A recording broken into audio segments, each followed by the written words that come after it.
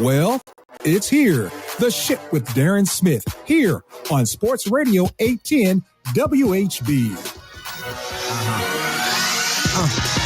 It's all fun and games till we get into the ring, and then you find out who's softer than Aquafina. If you can't stand the heat, stay away from my arena, cause all I bring is heat. You can call me jalapeno, keep my name out your mouth unless you're trying to sing. Accolades that you get from seeing a champion ring, belt, trophy, your ring. If you gotta show your bling, then tune in to the ship where we talk about it, man. But if you tune in, you better know it's showtime. And every time he speak, man, he gonna speak his mind. Keeping the straight facts while others they just assume we're keeping it 100 while faking there's no room. With the loudest interviews and the hottest guests, you done dealt with the rest, now roll with the best. But before I forget, let me get back to the script. Introduce you to the host of the ship, Darren Smith.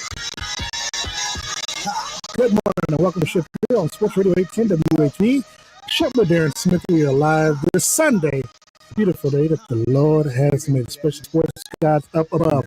With me as always is the man, the myth, the legend. They call him J Tug, Mr. Jordan Tug. Jordan, what's going on with you? Hey, good morning, Darren. Good morning, Blake. Man, how's everyone doing out there? Doing good, doing good. Of course, Blake Sneeder's keeping us on the air, spinning the tunes. Blake, morning to you. Good morning, fellas. I know you always say I'm spinning the tunes, and I wish I was that cool as DJ, but really I'm just hitting the buttons. But if I could switch and scratch, I would, for sure. You just got to take it. Just the illusion. It's the illusion, because remember, people, well, they can see you, I guess, because we're streaming. So yeah, there you go. Right. Also joining us from Oxnard, California, covering the Dallas Cowboys. He is the sports director for KOTV ABC 7, my dear friend, Michael Coleman. Michael, what's the word? What's going on, Mr. Suit? Got any, challenges or goals for the Suits this year? No, not really. But you did a year ago.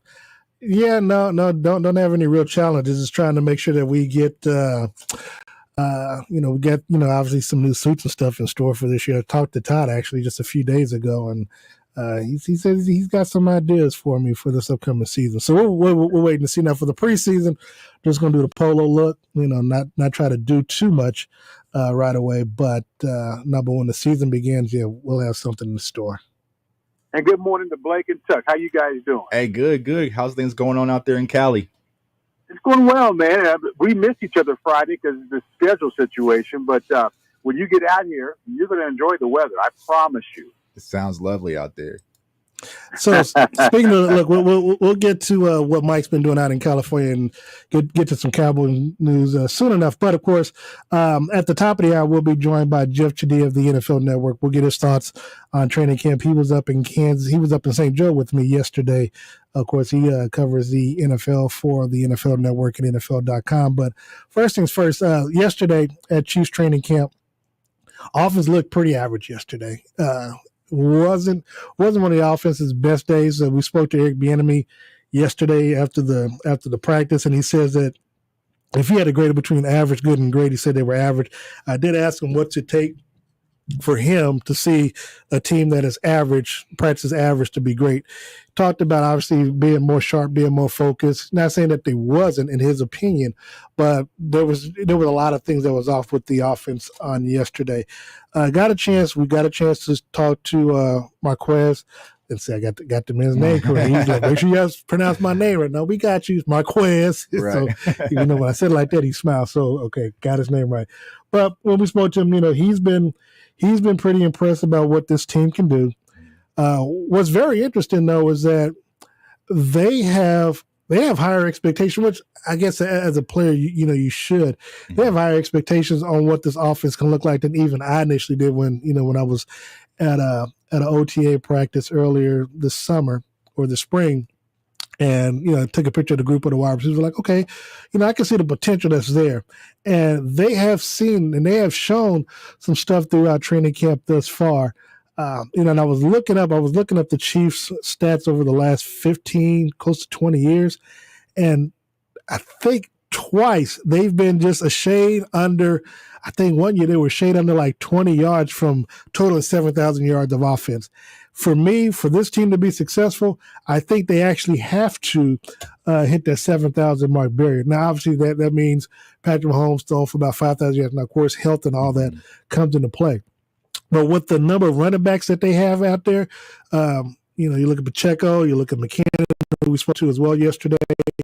Clyde Edwards-Helaire, who initially we thought, was going to go on the PUP list, but he's been – Andy said a few days ago that whatever he was dealing with, he passed his physical or whatever, so he was able to play or practice. And then, of course, Ronald Jones.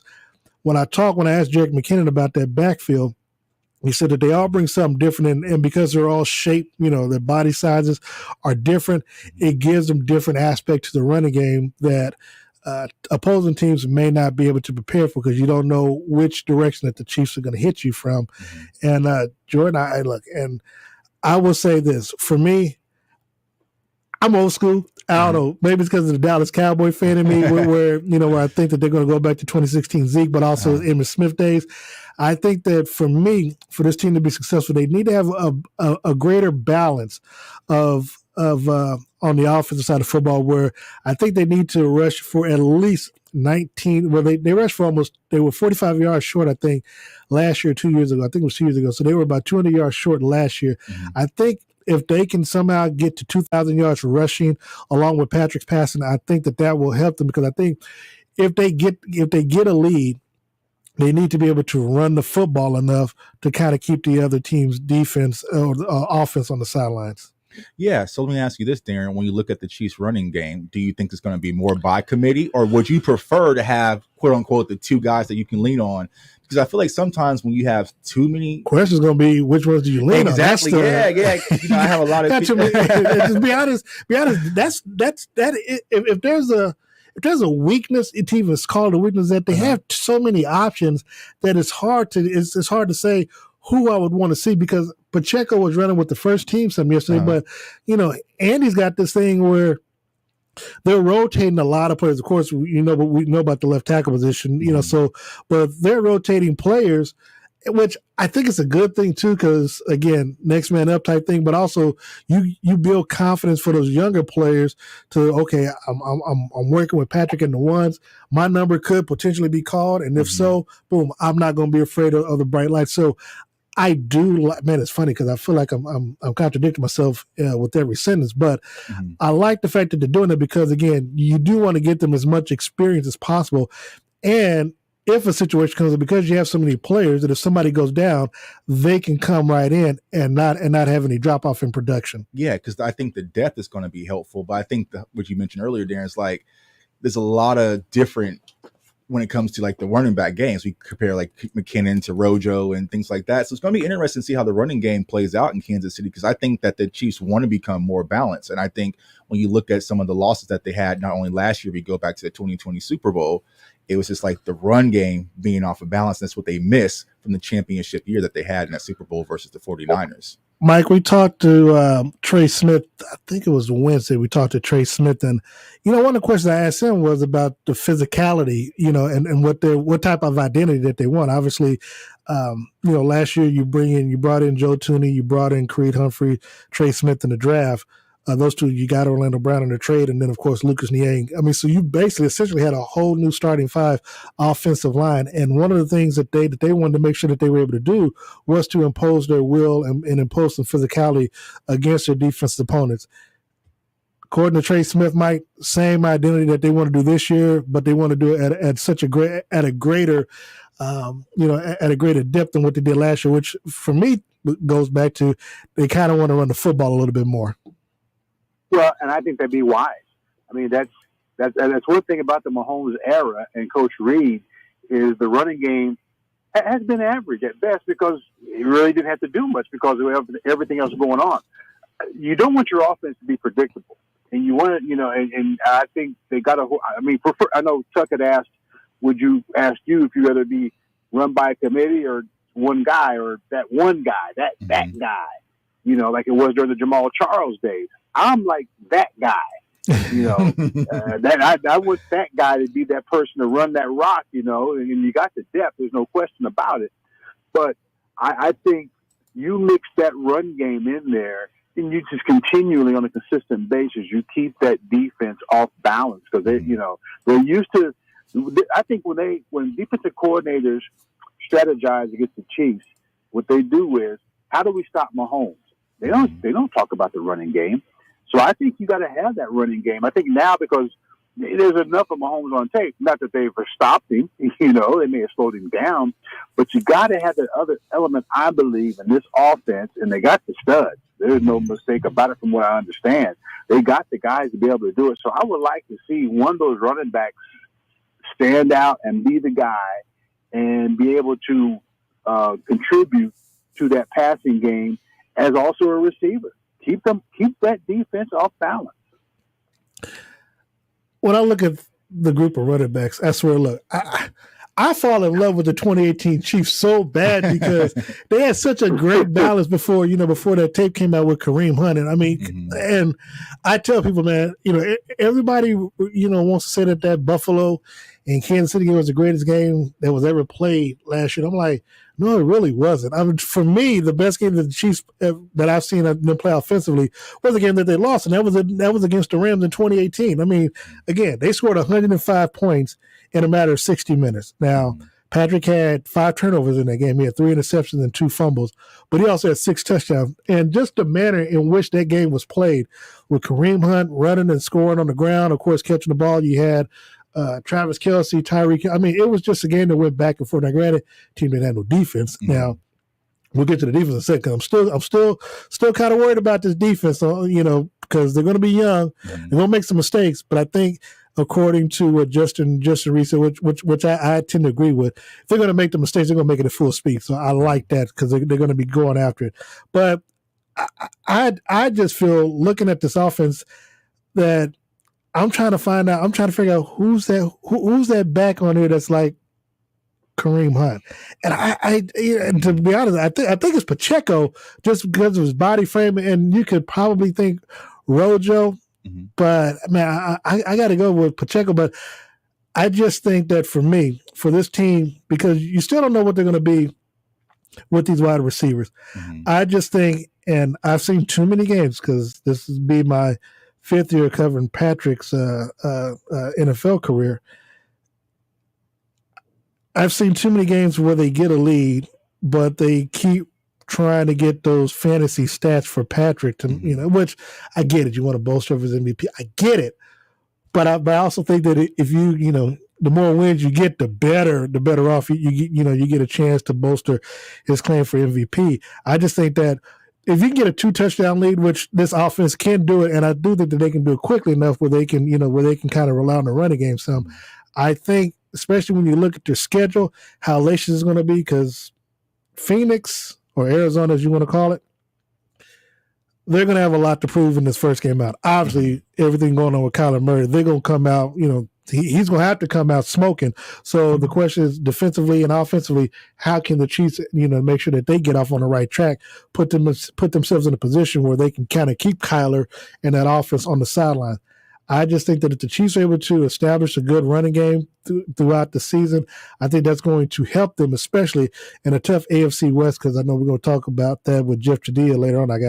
We got to come up with the bet for next for this NFL season. He told me it's going to be based on the AFC West. That I believe that if the Chiefs can solidify that running game this season, Jordan, I think sky's going to be the limit for him. Well, let me ask you this. Looking at it from a defense's perspective, do you think defenses are going to want to give the Chiefs the run to slow down the passing attack?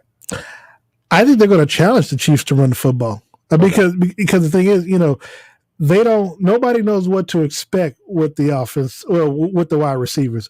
I mean, as much as McCole says he wants to take that role of Tyreek, there's still only one cheetah. I mean, right, exactly. That speed, that's world-class speed versus, you just happen to be fast at 4.3, because like Marquez is a 4.3 guy as well. But if I'm the defense, I'm going to force them to run the football, because the thing is, you don't want Patrick beating you throwing the football, which is what he's able to do. But if you can show that you can run the football, then that, to me, that's going to force the defense to make adjustments. And when they make that adjustment, that's when Patrick will hit them over the top. That's just my opinion. That's what I would do if I'm a defense coordinator. I'm going to force them to run the football, show that you can, get ground on get yardage on the ground. Now, by doing that, you have to keep the other team's offense on the sideline, which I'm fine with that. And trust and believe, I know Eric Bieniemy would be fine with running the football as well. So that's what I think. So with the passing attack, like, where would you like to see Patrick under 40 passing attempts? Where would you like to see as far as balance is concerned? Man, it would depend on what my parlay looks like that day. No money aside. Okay, so throw the money aside. No. I mean, 35 to 40 is fine. I mean, because because they're going to get probably about 70 offensive plays. So if I'm not saying it's got to be 40-30. I can do 45-25. If you give me 70, I can do 45.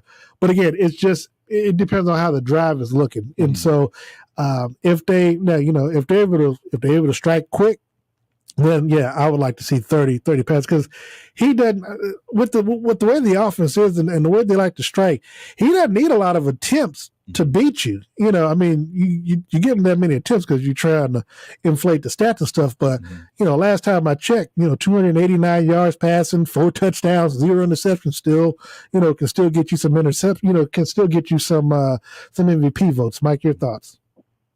Well, again, you make a good point. You're going to force that defense to make some adjustments on the fly, and they're wide open. They're vulnerable, and so that running game, I just think it's and we'll talk about the Cowboys later, but Nate Newton, his concern is the offensive line for them, because he says the key to helping out Dak is the run game. Mm-hmm. And I think that would be the case with every quarterback, But now Mahomes, he just needs a minimal run game. That's going to be just enough. And so, with Andy Reid, he's going to get the minimum. Probably. That's going to be the problem. He's going to get the minimum.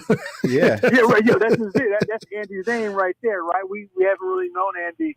I remember Westbrook. I mean, Westbrook back in the day with Philadelphia was he was a bad boy, but Donovan McNabb was. I mean, he wasn't Mahomes either. Exactly. Right. It was Donovan McNabb's offense. So, you make a good point about make that defense stop that run, because they're going to be on the fly and they're going to be their heads going to be on a swivel.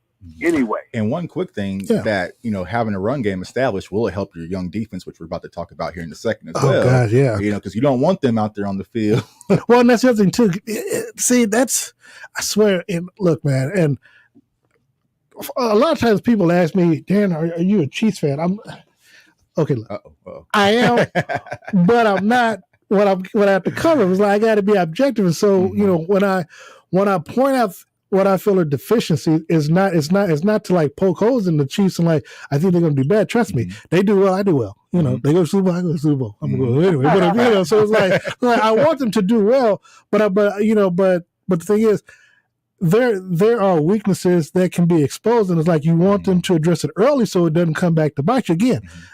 I go back to, as much as I emotionally hate it, and I hate it for many reasons, and of course Jeff's is one to point it out, is them not being able to hold on to a lead. I mean, you got an 18-point lead again for some reason, and I don't know if fans realize this. For some reason, it's always a 21-3 18-point lead that does Kansas City in.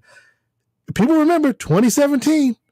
The last game that they lost, I believe, was Tennessee Titans. They lost. They gave up an 18-point lead when it was 21-3 against the Tennessee Titans, and they players went down with injuries, and they just did, and that was Alex Smith's last game. Of course, back in January, when we were in Cincinnati, Chiefs had an 18-point lead, somehow lost it in the second half to Cincinnati. I'm like, come on, man. Then second half, AFC Championship game. I'm sitting there, there's no way that's going to happen twice against the same team with the Super Bowl trip on the line. Well, they found a way to do it. So for me, I don't know if 18 just happens to be the magic number where, and if they get to an 18-point lead, perhaps, hopefully they'll just kick a field goal or something instead of trying to go for a touchdown to end the half or something. But they get an 18-point lead. They got to know, they have to learn to run the football, kill the clock. Right. Because the last time I checked, offense can't score if you don't turn the ball over if you run the football. Right. Yeah, I agree. And I think that's the thing where the run game is really going to come into impact the Chiefs this season is when you get those big leads, get out with the victory. But for some reason, I feel like the Chiefs just don't know how to hit the brakes. They play to punish. It felt like, and like you said, it comes they've never look. It's just like me when it comes to day trading, when it comes to gambling. They've never liked to win. To just walk away with the win, and you want to go back back and get that greed. But to your point, not just focus on the run game. The Chiefs offensively have looked good at the wide receiver spot. Now, Sky Moore has shown, if you look at some video clips, he's been able to do some good route running. But the receiver that has stood out thus far for the Chiefs, I think everyone would agree, would be Juju Smith-Schuster. You see a lot of the highlights again. I take it all with a grain of salt because it's different when you got pads on versus, you run in shorts and T-shirt. But, still looking good. We talked to him this week as well. And, he's this is his first type of training camp that, one's on a college campus, kind of takes him back to the day when he was in college, you said, but also the heat. He's not used to this type of heat. So just to read it, when we talked to him, because he's, was in Houston, so that's a different type of heat. But for Juju, though, Juju has looked good. I know a lot of people were saying that, Marquez would be the number one receiver just because where he's going to be lined up at, things like that. But it seems though, thus far in training camp, that Juju has been the one that has stood out the most. Well, let me ask you this, because I got a lot of fantasy people who tune into the show, and they asked the question about Sky Moore. So do you think it's going to be a situation where you're going to have Marquez out there, Juju and Hardman, and then Sky Moore is going to be more of a slow developing player? Or do you think that Sky Moore initially is going to be out there with the starting position? Because I think that when it comes he's not going to be starting. But he's going to get the reps because Reed, they utilize their weapons. So their skilled players, they will rotate them in, no problem. So it really in this offense is not a matter of who starts, to have that on your record or whatever. It's going to be the amount of reps and what you do with it. So as far as the targets and priority when it comes to Chiefs offense, where do you see Sky Moore? You have Kelsey is going to be number one, of course. And then when it comes to wide receiver core, do you think 4? It'll be number 4. Just because of the opportunities and the touching and stuff. Because obviously, you're going to roll with your number ones as long as possible. Now, obviously, depending on if you got them running deep or something, you pull them out. You let Sky Moore and Josh Gordon come in and take a spell. So he'll get 17-game season. Who knows if anybody gets nicked or whatever throughout the year. So, but again, Sky was. But again, I will say. And I've talked about it. I'm high on Josh Gordon. I think, and I talked to Eric Bieniemy yesterday and asked him about it, and he said that, again, to my point, what has worked well, Mike, with Josh Gordon is the fact that he's been with the Chiefs, I think, since October, November last year when they signed him, made it through the season, practiced with Patrick and them in the offseason, knows the playbook, and according to Eric Bieniemy, Mike, practices hard, plays hard, and even when he makes a mistake, he makes the full speed, but he'll come to the coaches and say, hey, I messed up, I'll correct it. And I kind of, like we all got guys. Herbie has Jordy Fortson. My guy for me is Josh Gordon because I want to see him do well. How if you're not human, something's not wrong. Something's not right with you. So I want him to do well. I think that the time that he's got now underneath his belt, he's in football shape too. He's in football shape. I think that if and when he makes this team, I think he's going to really be able to. And the good thing is that because he's not the number one, he doesn't have that pressure where he feels like he has to, be that guy like he was when he was in Cleveland, to an extent when he was in New England, when Tom Brady was depending on him. I think with him being in Kansas City and he's just one of the receivers versus having to be the man, I think that's also going to help him as well. Well, I think he's been humble too, and it's obvious that, Coach Reed has a lot of faith in him, and he's directing that faith to him. So he somebody believes in him. And that's why he'll go up and say, that was my fault, and I think for as long as he's been on that roster, they see something in him. And we know he can play. We know he can play. He just had to get those demons out of his system, which I think is probably the longest it has been for him from what I can understand, from what I can tell. And I just think when you show that tough love that he's had to go through and he's able to stay on this roster, be a humble guy. And as you said, he doesn't have to be the guy. He's just part of the crew. He's one of the fellas. He mixes in with them like that. I think he feels more comfortable again, I'm just going by what you guys are saying. I think he feels more comfortable in that setting, and you're going to get a lot out of him. He's there for a reason. That cork just hasn't been popped yet, but he's there for a reason. So Jordan, I'm curious on your opinion on this. I mean, are you with the rookies that we're looking at, Sky Moore, and you can switch to the defense side with Josh Williams, McDuffie, Karlaftis. Are you expecting a lot from him? I mean, should Chiefs fans expect a lot of from the production side? Sky Moore, maybe not so much because you can hide him within the realm of the offense, but are most of these rookies, in your opinion, someone that Chiefs fans should be counting on to contribute greatly this season? Yeah, absolutely. So start with Sky Moore. I think that when I scouted him in the draft this season, he had tremendous upside. So I felt like Sky Moore was going to be an instantaneous starter when it comes to the Chiefs offense. That's why I was asking the question, because, you look at what he can do. He can play inside, can also play outside. So he gives you that versatility when it comes to Eric Bieniemy's offense. He can do a variety of different things. So I think eventually he might merge. It's not like a situation in Dallas where you need him week one, right? Yeah. So you can kind of slow play him and let him get accommodated to the offense, because the offense is a little bit more complicated than some other NFL systems. And then when you look on the defensive side of the ball, I think Trick McDuffie, he is going to be a day one starter out there as well that the Chiefs are going to lean on. But also George Karlaftis is going to be another player that I think the Chiefs are going to lean on heavily to get that pass rush involved. And you kind of heard about Frank Clark, kind of being his mentorship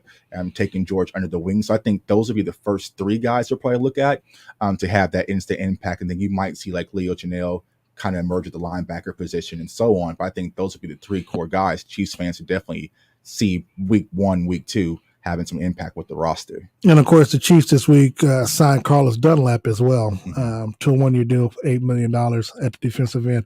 According to Frank Clark is funny.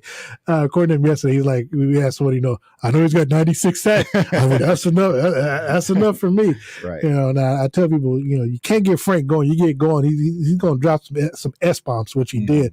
He got so comfortable yesterday, I thought he was going to drop some other bombs, and it wasn't the F-bomb I was worried about.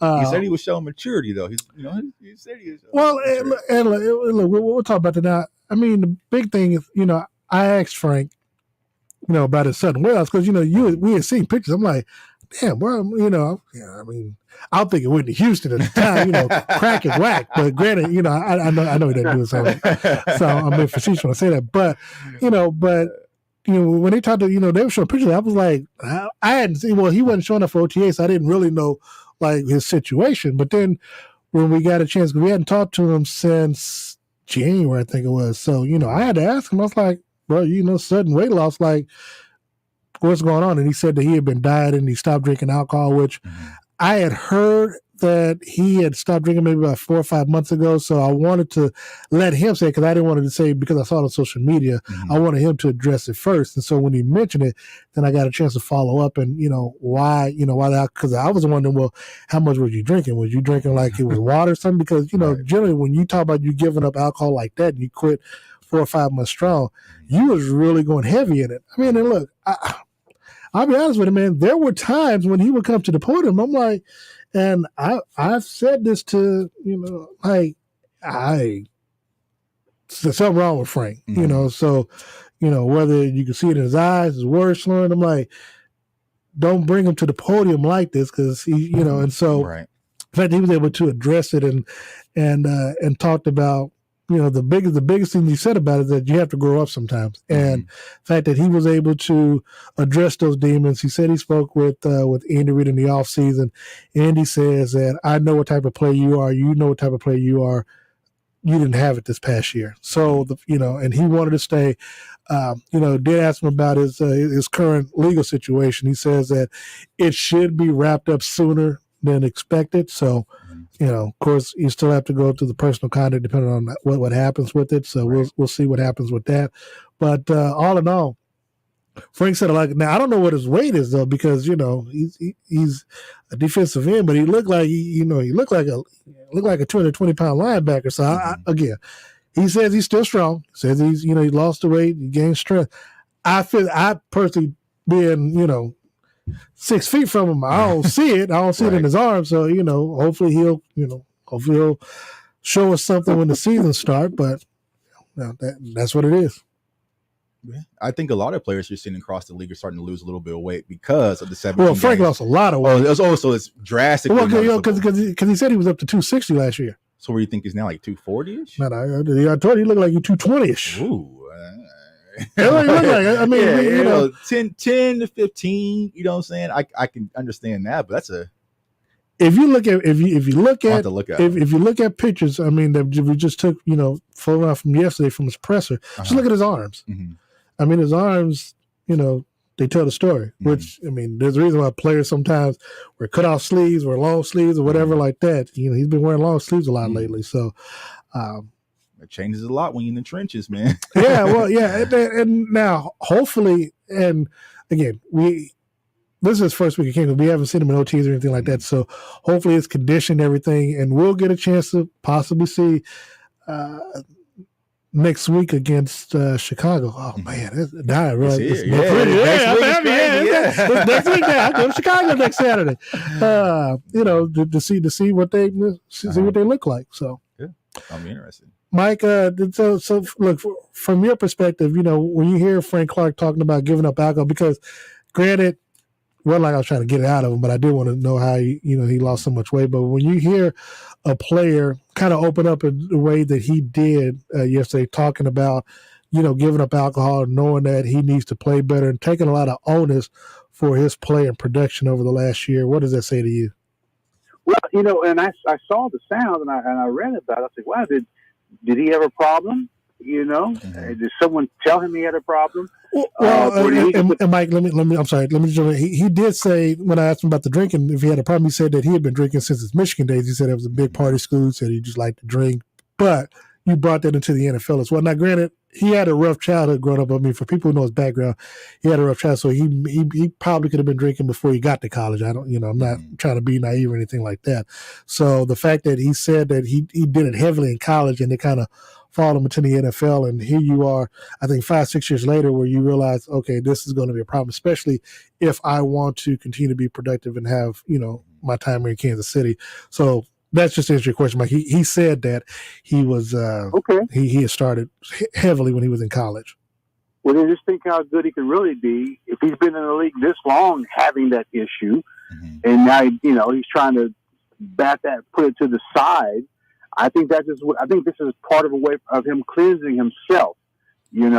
I'm gonna come clean with y'all. I've been, the drinking thing was a thing for me, and I've cut it out. And so he is making an investment within himself. Mm-hmm. I mean, when you go out on a limb and you let the world know your secret, as he did publicly, at that platform, now he's got to live up to it. Now he has to live up to it, and so maybe that's the challenge that's in front of him. And because I can't even think the last time a person talked publicly about having a drinking issue. Yeah, right? that really takes a lot of intestinal fortitude, and you kind of wonder, did he battle stating that? Or maybe it was that talk with Coach Reed.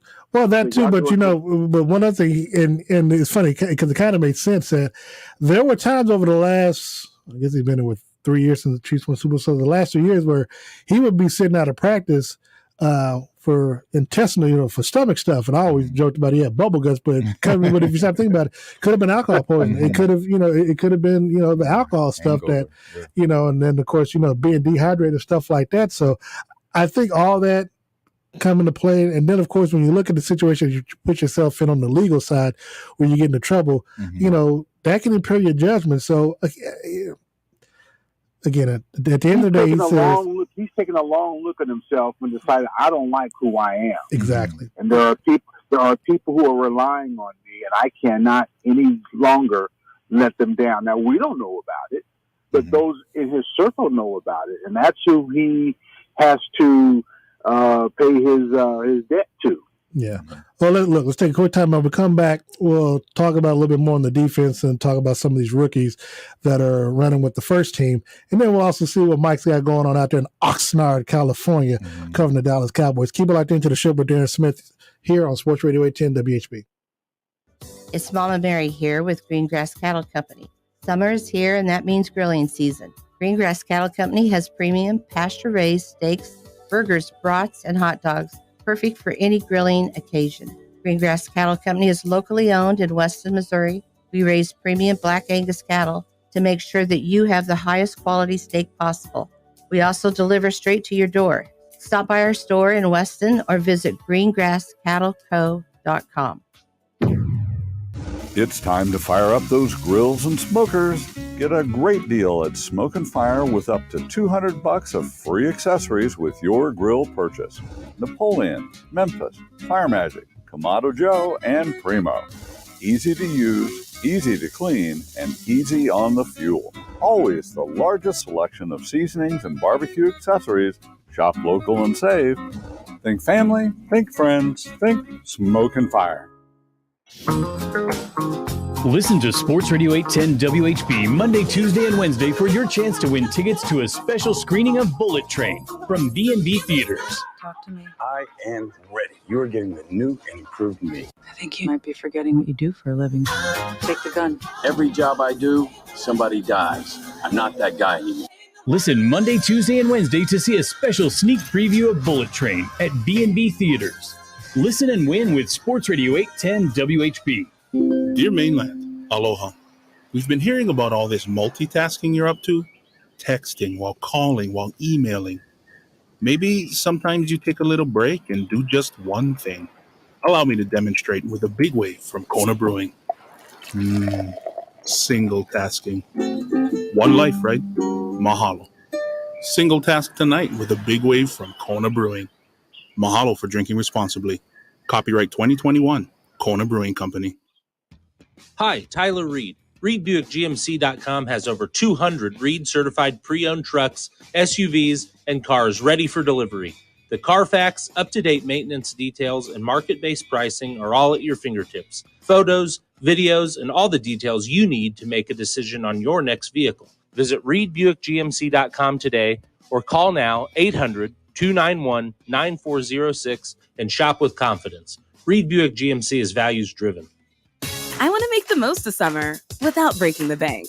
So I shopped Kohl's Friends and Family sale. With my 25% off coupon, I headed to the store and got shorts for $14.99, plus an extra 50% off a swimsuit, 40% off patio furniture, and $20 off as a Kohl's Rewards member. More style and more savings for the win.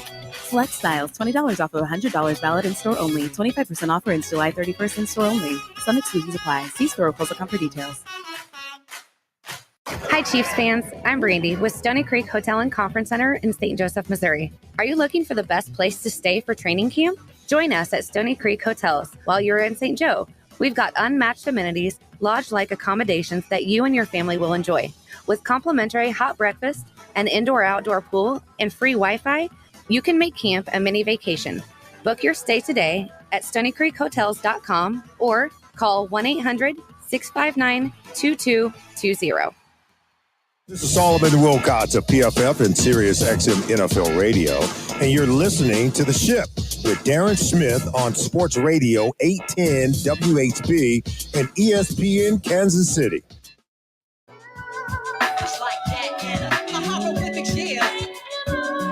Welcome back to The Ship with Darren Smith here on Sports Radio 810 WHB, 810WHB.com, Facebook, Twitter, YouTube, all that and then some. The All Sports, All Play Network, everything. Darren Smith, Jordan Tucker, Michael Coleman. We got Blake Sneeders in the back. I've got a question. Now, this is not football related, so we're only going to talk about it for a couple of minutes. But Jordan and I were talking about this during the break, and maybe Blake, you can help me out with this. Now I know WrestleMania, but when did SummerSlam become a two-night, or is it just on Saturday nights? Because I remember when this stuff was on Sundays, like the last Sunday of the month for like this. But I'm looking on Twitter yesterday and everything, and I'm getting all these updates. I'm like, wait a second, man. What am I supposed to watch Sunday night if SummerSlam is on Saturday night? So if anybody has that question answer, they can answer. Please give us a call, 913-381-1010. Of course, if we want to talk about the Chiefs, anything else, you can give us a call. Phone lines are open. But, Mike, going back right quick to the Chiefs defense, Joshua Williams, young rookie, 6'4", corner, out of an HBCU. You also got, as we mentioned before, Trent McDuffie on the other side. They've been running with the ones. You got Justin Reed, you got Juan Thornhill, L'Jarius Sneed in that nickel based package. I mean, is this something that you're expecting Kansas City, that if they decide to go with these young players, because right now you're looking at 3 rookies potentially in this starting lineup, is that something that the Chiefs fans should be concerned about with that that much youth out there? Because Justin Reed did say on the NFL Good Morning Football, the Chiefs offense don't score on their points. Now I'm hoping. Now again, I said, man, you got to be facetious, because they're scoring on their points. That means y'all giving up too many points too. Well, yeah, they should be concerned. Look at the quarterbacks in that AFC West, right? Just the AFC West alone is going to be on the job training, and hey, a C- ain't going to cut it. they got to come out strong, and so they get that. That's why that pass rush is going to be so important. That front line on defensive side, they're going to have to kind of babysit, in a manner of speaking, that young secondary until they get their feet under them. By mid-season, if they're having success, you're going to see it, but it's not going to happen right away. I think the biggest pressure is going to be on Chris Jones this year. I mean, obviously, if you look at, he wanted to play, defensive end last year, and first game he had two sacks, but then he fell off. I think it's going to be imperative on Chris Jones, especially if he wants to be in that next upper echelon. And I think this is the 3rd year of his contract. If you want any type of extension or don't want to have to get traded or something, I think this is the year that you have it's funny, you think about it, a lot of these players should have bounce back years. And if for no other reason, you should want to have a bounce back year after what took place in the AFC Championship game. I mean, there was many a times that Joe Burrow was in his grasp, in the grasp, and they couldn't bring him down. And I think if I'm a player like that should be eating me up all off season. And I don't know, and perhaps I'll ask Patrick if somebody doesn't try to steal my question between now and then, is what type of model or what's their thing for this year? Obviously 2020, they wanted to run it back, and so this year, because of how that ended, the season ended, I wonder what their motivation or what their theme is on this season is, going into, hell, they'll just get the quarterback down. Is it, complete the second half? I don't know. But that's, for me, that's what I would like to see. Yeah, to answer your first question, I don't think Chiefs fans should be concerned about the secondary with the young players. I think they should be excited, because I think they have a lot of young youth out there, and the player that's not being mentioned yet is Brian Cook, the safety. And he was one of my favorites, coming out in the draft as a hard hitter. He's kind of built from that Tyrann Mathieu mold. So I don't think you're going to see, a lot of these young players earlier, maybe this season. But I think for the future, when it comes to the secondary in Kansas City, the future is bright. Answer Chris Jones' question. Yeah, I think that Chris Jones is going to take that leap to be that game breaker. I mean, heck, I saw it firsthand last year when they played the Cowboys, right? He completely just took that game and just dominated, right? So I think that's something that you're going to need to see. This season's more consistency when it comes to Chris Jones, but also what I'm excited to see is from Nick Bolton in his second year. So I feel like this is going to be the year where Nick Bolton really takes a leap in his second year and emerges to be one of those top 10 middle linebackers in the NFL. Who's been real quiet is Willie Gay. We haven't really heard much about him in camp or even OTA. So we'll, keep our fingers crossed for him. Because the trenches, your linebackers and your defensive tackles and your defensive line is going to help your young secondary core. So and Mike, look, I've always been a big proponent that if you're going to play these rookie players, and Jordan, we were talking about this before the show even began, is that you kind of get a sense of how Brett Veach operates. Is that he'll get the big name free agent, maybe get a 1 to 3 year deal contract. But when you look at, as Jordan was talking about with Sky Moore, if Sky Moore can develop, well, you already got Marquez for another 2 years after this first year's up. Juju's on a 1 year deal, but he could parlay that. If he has a big year, he could parlay that to long-term contract with Kansas City. That leaves someone like McCole Hardman expendable to where, okay, you want a big contract, we don't have to sign you because we got Sky Moore, we got Justin Ross, maybe Cornell Powell if he shows. I got a place for him. Hey, Hardman, if you're listening, man, don't worry. I got you, man. I got you. I can't be mad at that. I can't be mad at that. That's a good one, Jordan. They grab the USFL receiver. They'll take an NFL receiver. I know they would. That's a good one, Jordan. Little plug out there. But no. I mean, I will say this. I do like how Kansas City. If you're gonna play these young guys, play these rookies, get them mixed in. Obviously, get them mixed in with the veterans, so let them learn their mistakes. But also, I also think that the biggest deal is that you have Joshua Williams and Trent. You got them going up against Juju, Marquez, McCall. I'm always of the big proponent of the iron sharpening iron, and so I think that can only help them. So if they do have to come out and start, that they're not going to be afraid of the big light going up against a number one receiver from basically when they play the Chargers in week 2. You see Josh again. I always been a big proponent. Chiefs need some big ass defenders. Joshua Williams 6'3", 6'4". You mash him up against Mike Williams or Keenan McCardle. Now you got height for height. Now, granted, hopefully his footwork and speed is what it's going to need to be. But if he can do that, I think that gives Kansas City a greater chance when you start having these division matchups and you playing against some of these teams that have bigger wide receivers than you normally had at a defensive back. Because for me, I was always trying to figure out I get that they're good.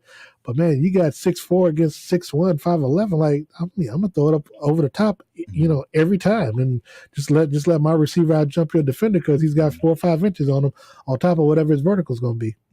Yeah, and I think when you're seeing a lot of the defensive coordinators, they're liking these taller corners lately because it creates smaller windows. So, you see a lot of big nickel around the NFL, also some dime packages. So you might see a situation where the Chiefs would use Josh Williams in certain situations. I think he's going to be a special teams guy maybe to start, but you might see him sprinkled in a few packages defensively. I don't think he's going to be a starting corner day one. So like I said, as far as the Chiefs is concerned, you're going to see McDuffie. He'll be your rookie starter at day one, right? Absolutely right. And then you'll probably see George Karlaftis out there, but I think you'll see different packages where you'll see Williams out there.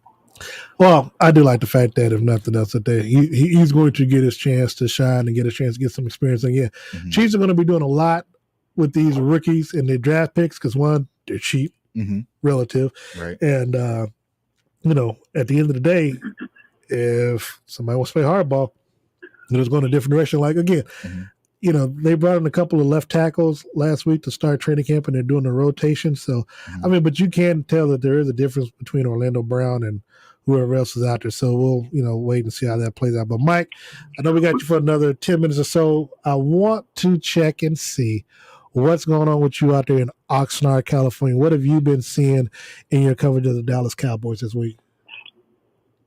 Well, out here in the Ox, as I call it, there's a young receiver. Not young receiver. He's a second-year guy who's really opening some eyes. J.T. Vasher, who's a Texas Tech guy of all places. He had a one hell of a catch a few days ago, right in the corner of the end zone. And when it looked like that ball was overthrown, he leaped his long arm out there and snagged it down with one hand, and the crowd went crazy.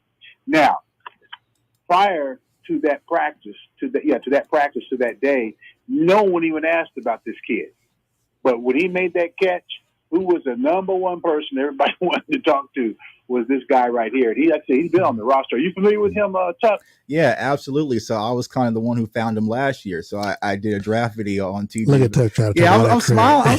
I'm smiling, man, because I get to see some of my kids grow up. And so, TJ Vasher, I told everyone last year, I would have drafted him personally. He was an undrafted free agent out of Texas Tech, but he's 6'6", has big playmaking ability, isn't the sharpest route runner. But I said that he gives the Dallas Cowboys a dynamic they really didn't have out there. So last season, I said, hey, this kid's going to explode, but he had hamstring injuries, and so he didn't play last year in the preseason. So this year, I think fans are probably getting a glimpse of what he can do, and I knew that the Dallas Cowboys had plans for him because that was the reason why they held on to him last year on the roster, on the practice squad. So I think, it's a lot of exciting things surrounding TJ Vasher. So like I said, seeing some of my kids grow up there, that I'm excited about it. Well, here's somebody else that's growing up. It's Anthony Brown. This guy, number 3, In fact, someone asked him, are the single-digit guys the ones to watch out for? And everybody kind of chuckled because the ones who have the single digits are having good camps. He did a pick six on Dak a few days ago, which opened, raised eyebrows, but also applauded him. And I will say this about their secondary. They're tenacious, man. They are tenacious. Not just Diggs. We don't Diggs can play. But they have a mojo going on with them right now that once, everybody's good in the shorts and shoulder pads or shirt and T-shirts. We get that. But I just think the energy that Brown and TJ bring to this club is spontaneous, even for those who already have the energy. Perfect example.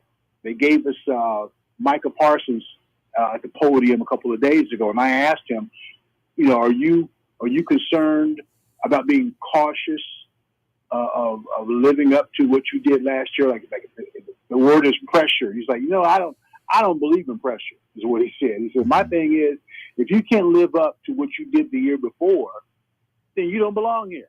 He says, no, he said, pressure is just a made-up word for an excuse for somebody, and I'm not going to have any other. And this is the way this guy talks. This guy is such a leader that even the veterans, he's only been here second year. So even the older guys look up to this guy. That says a lot because that defense, they're coming along. DeMarcus Lawrence, there's been no Randy Gregory talk. Now they're going to be going to Denver, I think next week, as a matter of fact, or this week actually, and they're going to practice with the Denver Broncos. So that's when you're going to hear more of the Randy Gregory talk, if you will. It'll be next week. But so I'll say Brown, Basher. A lot of questions were posed, obviously, to number 88. And that being C.D. Lamb, and we asked him, like, hey, listen, now that Amari's not here, are you doing anything different? He's like, no, I'm still, I'm used to being the guy, and I never considered myself less than a one since I've been here. It's just now official. That's the kind of swag he brings to camp, and I think that speaks well. Pollard, we asked him, he is very much anticipating this season because he knows he's going to be more and more packages. He's going to be on the field at the same time as number 21, Elliott, and he's looking forward to that. He said, I'm just waiting my turn. I said, have you been frustrated? He said, I've been frustrated, but I'm not going to pounce and be mad. That's just part of the game. You just have to be patient. He said, now my patience is paying off for me, and I will be in more packages and be more involved in the game this year. So those are the upside going on. The offensive line, we'll see. As I said, Nate Newton made the reference that they can be good if now Kellen Moore can come up with a scheme to get that ball, get that running game going. He's big on that run game, and that's the Cowboys' trademark. That's what they do, is run the ball. They've had great quarterbacks. Go ahead. I had a question for you, and I know we talked a little bit about it on Friday. Michael Coleman, Jordan Tucker, of course, Jordan me on the ship with Darren Smith on Sports Radio 18 WHB. We know what Dan Quinn can do. We know what Kellen Moore is supposed to be able to do. But one of the things I wanted to talk about before, because we got to go at about 3 minutes for the top of the hour, but talk quickly about what you and I talked about as it relates to Mike McCarthy, because I asked the question whether or not he's under pressure to win this season, based off of, expectations last year, especially with Micah Parsons and the team, coming back and bouncing back, winning the way that they did. Is there any pressure on Mike McCarthy to win this season? There is, but it's not like a beat you over the head kind of pressure. Even he says, listen, that San Francisco game, we learned a lot, and they're working on 2-minute drills consistently like everyone does, but they really going after it. And I just think, as I told you, he's more relaxed in his position. I got a chance to bump into him when he was going somewhere on campus. I call it the campus. I said, hey, coach. Yeah, what's up? So he was very approachable. And, he has a connection to Baker University, and I acknowledged that. I was aware of that when I worked in KC. I did a story on that connection with him. So, yeah, man, I love Baker University, and he's a big boxing fan. Who knew that? He's like, I'm an Ali guy. He saw my shirt. He said, man, is that Ali? It's the one where Ali is shadow boxing underwater. And I said, yes, man, I love that shirt. I've never seen that before. And so I've never seen him gush that way. So just to see him, even away from the media setting, he was approachable, he was relaxed, and I think that speaks a lot about the kind of person he hopes to be or that he's become. So, when he was in Green Bay, I always felt like he was just a gruff guy. And I know you asked Darren, well, what's he do? Mm-hmm. What does he do? Because you have the other guys. He's a commander is what he does. That's what he does. And the guys believe in him, especially Dak. If your quarterback believes in you, everybody's going to follow suit with that quarterback. And Dak's like, that's my guy, point blank. And so I just think that all the beating that he's taken, even winning 12 games last year, has really settled him in. As he said, we're at a better starting line than we were a year ago. And let's see where he works from that point. Maybe in the 100-meter, he's at the 30-meter mark. Let's see if he can do the strong finish. Well, Mike, what's on tap for you this week? I know you're coming back later on this week, but what's on tap for you while you're out in Oxnard? We're going to be, I got a couple of features I'm doing because in my 10 o'clock show, we have an hour-long show on Sunday. So I have 2 sports hits. One of those stories will focus on a local guy from Tyler named Braylon Jones. He's a big stud offensive lineman at the University of Houston. One of the kids. No, he wasn't. I like Braylon Jones, though.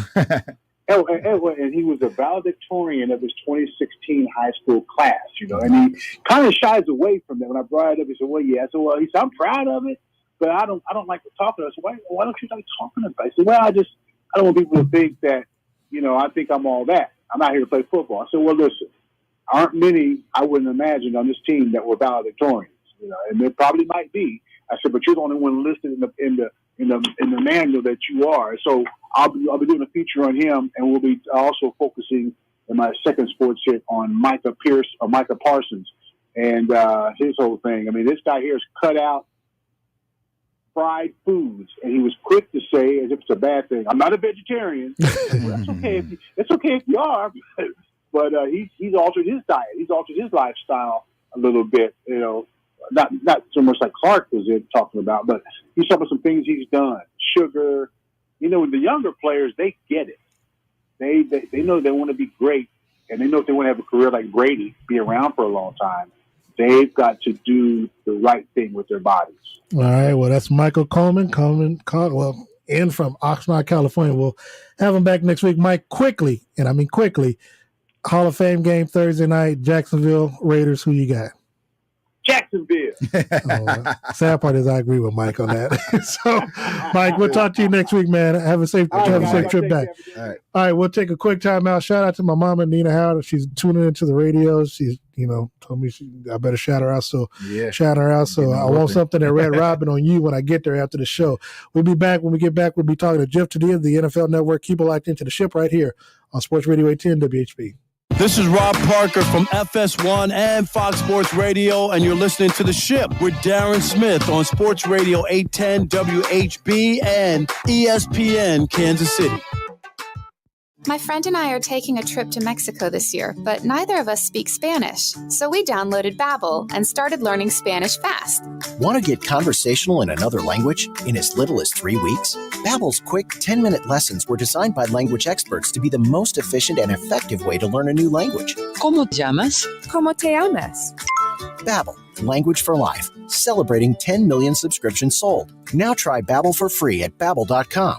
That's BABBEL.com. Cashback is not available on gas in New Jersey and Wisconsin. This is Matt Crowder, live at the gas station on 41st Street, reporting on those skyrocketing gas prices. Excuse me, miss, are you buying less gas now because of the high prices? Oh, I never pay full price for gas anymore. I just use the free Upside app that pays you cash back for every gallon of gas you buy. Wait a minute, are you saying you actually get paid cash when you buy gas with the Upside app? Yes, I get real cash back every time I buy gas. Well, does that actually add up to anything? I've made around $200. Wow. Well, there you have it. Stop paying full price for gas. Download the free Upside app and get real cash back every time you buy gas. This is Matt Crowder Radio News Network. Download the free Upside app now to earn real cash back every time you buy gas. Use promo code SEAT for a $5 bonus on your first tank. You can cash out anytime right to your bank, to PayPal, or an e-gift card for Amazon and other brands. Just download the free Upside app and use promo code SEAT for a $5 bonus on your first tank. That's code SEAT.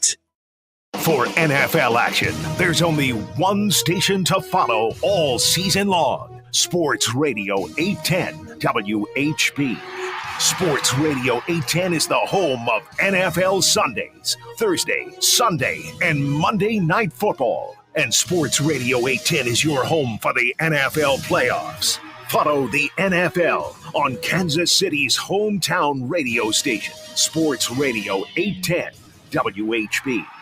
Over 35 years ago, Wholesale Batteries opened their doors and sold their first battery. Times have changed, but their commitment to customer service is the same. The commitment they made back in 1977 stays true today. Wholesale Battery is one of the largest distributors of motorcycle batteries in the country. Stop in for anything you need for your motorcycle. They also have you taken care of for all your lawnmower needs, laptops, ATVs, power sports, computer backups, cell phones, portable electronics. When it comes to batteries, these guys have it all. Call 913-342-0113 or at wholesalebatteries.net. The right battery the first time. NHRA Camping World Drag Racing is the fastest, most explosive sport on earth. And the Menards NHRA Nationals, presented by Pet Armor, are headed back to Heartland Motorsports Park in Topeka, August 12th through the 14th. Feel the power of 11,000 horsepower, 300 miles per hour racing action. Get up close to the race pits and smell that nitro, because every ticket is a pit pass. Listen to Sports Radio 810 WHB for your chance to win tickets to the NHRA Nationals. Listen and win with Sports Radio 810 WHB. Hi, I'm Danica Patrick. Watching my nieces grow, play, and learn is amazing, but not every child gets to be carefree. 1 in 6 kids in the U.S. are hungry. This breaks my heart, and it's something that Feeding America is working to change. Each year, the Feeding America network of food banks rescues billions of pounds of good food that would have gone to waste and gives it to families in need. To help, visit feedingamerica.org. Brought to you by Feeding America and the Ad Council. If a natural disaster comes knocking, how prepared is your family? You can't just close the door on earthquakes, floods, or hurricanes and hope they go away. That's why it's important to make a plan now. Ready.gov/plan has the tools and tips you need to prepare your family for an emergency. So if disaster shows up at your doorstep, you'll be ready. Visit ready.gov/plan and make a plan today. Brought to you by FEMA and the Ad Council. Serving overseas was just the beginning. We might be home from war, but our mission continues in communities all across the country. It's why we're out there in times of peace and crisis, providing meals to the hungry and supplies to the sick. It's why we're giving strength to those who are too weak and bringing resources to those without them. Service doesn't stop when we're done serving. It's what makes us the VFW. Learn more at vfw.org. This is Brian Billick, Super Bowl winning coach for the Baltimore Ravens, and you're listening to The Ship with Darren Smith on Sports Radio 810 WHB and ESPN Kansas City. Welcome back to The Ship with Darren Smith here, as Brian Billick mentioned, on Sports Radio 810 WHB and 810WHB.com, Facebook, Twitter, YouTube. One of these days, I guess we'll be on Instagram if they ever let that algorithm go through. But we are joined, I want to thank so much for Michael Coleman joining us in the first hour, but we are joined by a good friend who loves to rub the salt in the wounds every time he sees me.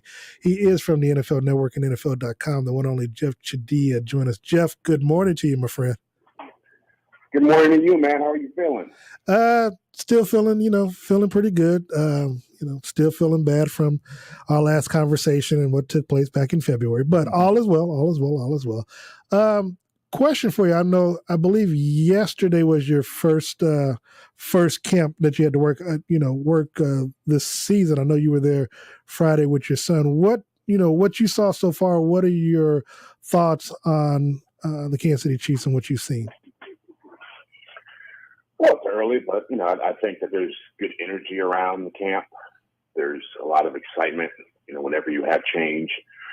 you're always going to have some people who lament what's missing and other people who are excited about the opportunities that come with that. And you can feel a lot of players on that field feel like they have a great opportunity to do some things, whether that's young guys, rookies like Sky Moore and Trent McDuffie and George Karlaftis, or receivers who are trying to establish themselves, reestablish themselves, like Marquez Valdez-Scantling, Juju Smith-Schuster, to even players who've been around for a while, like Frank Clark, who's lost weight and wants to redeem himself. And so there's a lot of good energy. And that's always a good thing at this time of year. I know you cover the NFL, and I know times you do focus on the Chiefs being the hometown team that you because of the vicinity of where you live. What do you think the expectations should be realistically if you're a Chiefs fan, but also if you're these Chiefs players based off of how they ended last season? Well, I think you expect a team that's going to compete for the AFC West Championship again. You expect a team that's going to make the playoffs and contend for a championship. I don't think that they are going to win a championship this year with the team they have. And I think there's teams out there that on paper look better and probably have a little more motivation given their heartbreak, teams like Buffalo, for example, or what happened with Tampa Bay last year or Green Bay. But, yeah, they'll be in the mix just because they have a great coach, great quarterback, really good roster. And so those things won't change. But, yeah, I mean, I think look, every fan base wants to have every position on their roster be a Pro Bowler, a future Hall of Famer, a can't-miss prospect. It doesn't work that way. I mean, every team has weaknesses, every team has strengths, and every year is different. And so I look at this team as being one. They're not going to be what they were in 2019 or 2020, but they're still going to be a really good team. Curious. Now, I think we would all agree that the AFC West, the other teams, the Vegas, the LA Chargers, the Denver Broncos, I think we would be remiss if we didn't say that they all improved vastly in the offseason.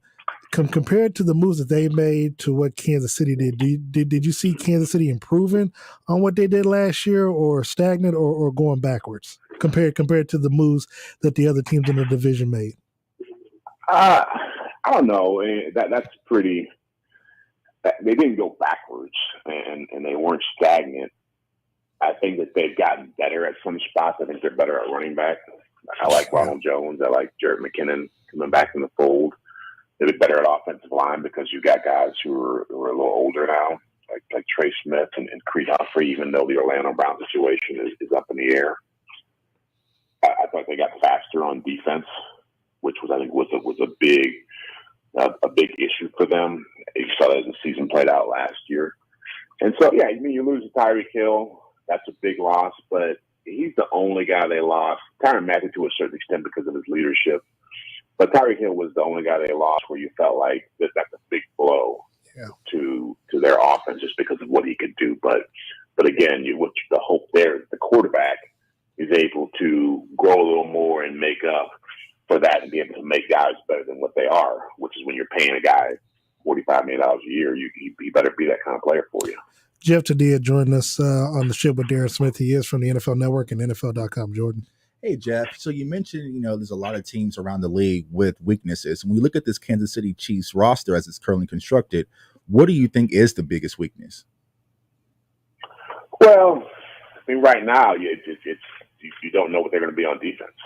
Mm-hmm. I think that's the wild card there. A defensive line, they wouldn't got signed Carlos Dunlap, but again, that defensive line, that defense only ranked 29th in the NFL in sacks. And so this defense is under Steve Spagnuolo has been built on pressuring the quarterbacks. And even though they had a pretty good pressure rate, they weren't taking the quarterback to the ground. Mm-hmm. And so what you have to hope here is that Frank Clark, as he said the other day, that he's in better shape, more motivated, that he can have a bounce back year.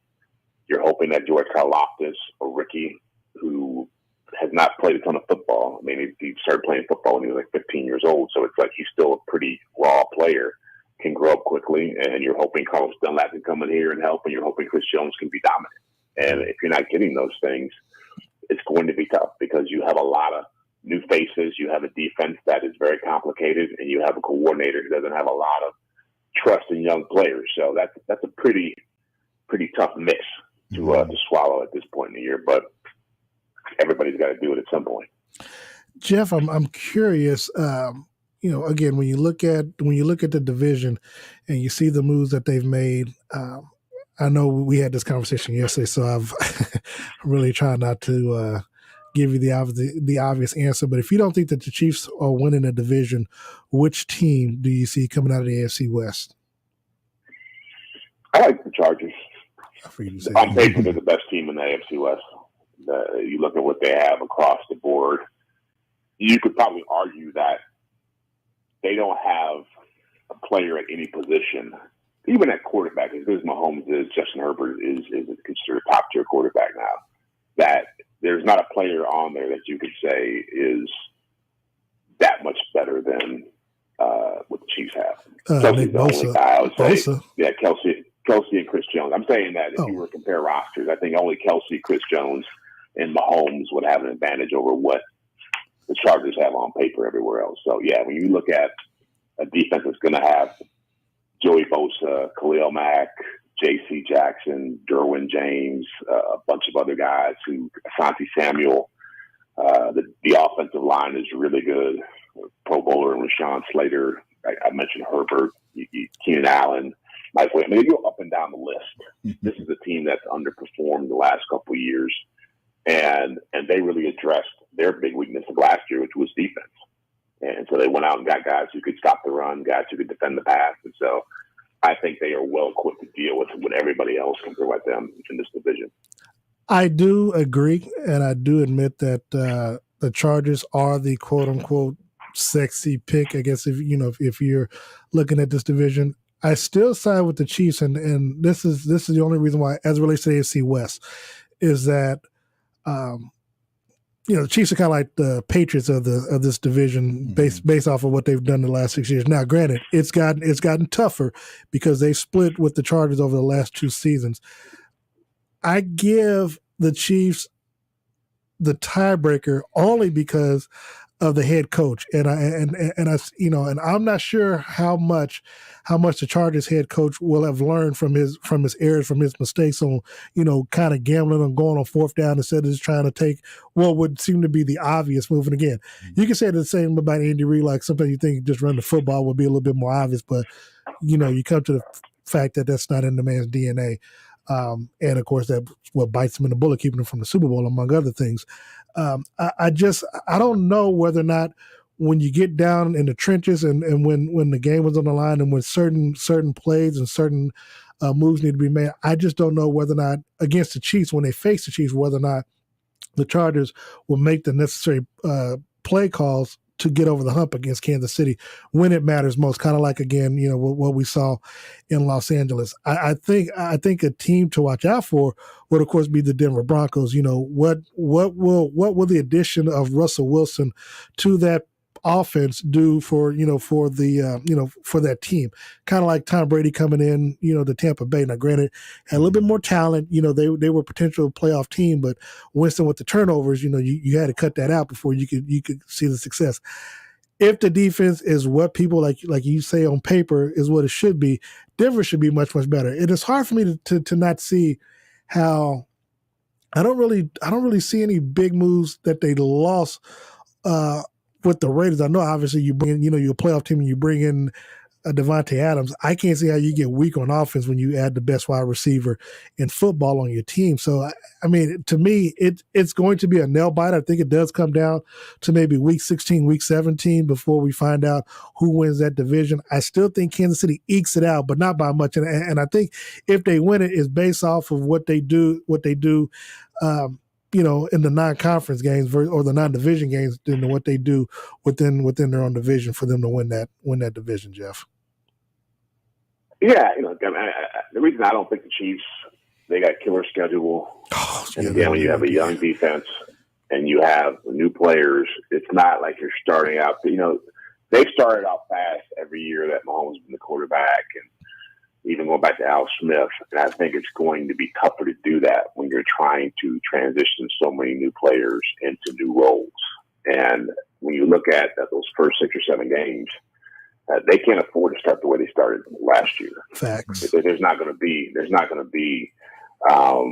maybe there is some, out there where, you run into Aaron Rodgers, Green Bay without Aaron Rodgers, or Dallas with a bunch of banged up people in midseason. That people forget how much that helped them turn their season around.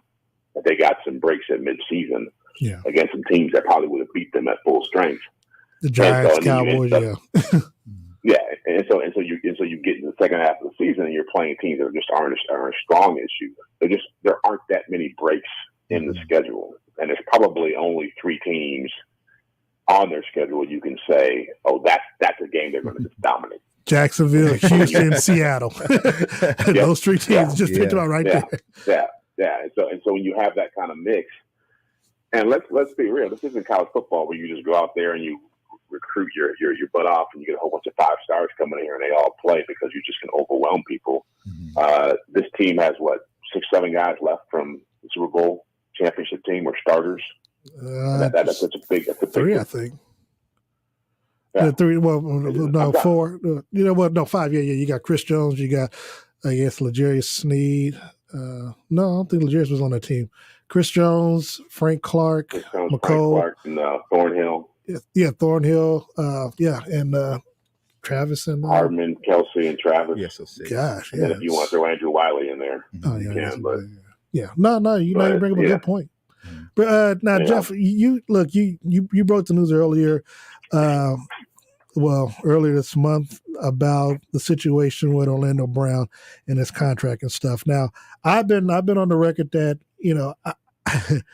I don't have a problem with him trying to get more guaranteed money, or at least get more of those years guaranteed. I mean, essentially, the Chiefs were guaranteeing the first 2 years, and I guess you can tack on the signing bonus out of a 6-year deal, which is like, okay, now you're playing with the math and the funny money. I've always been a big proponent. Just sign a 3-year deal. Just do what if it was, if it could have been a negotiated offer, but just do what Deebo Samuels did to not Deebo Samuels, but the kid from the wide receiver from Seattle.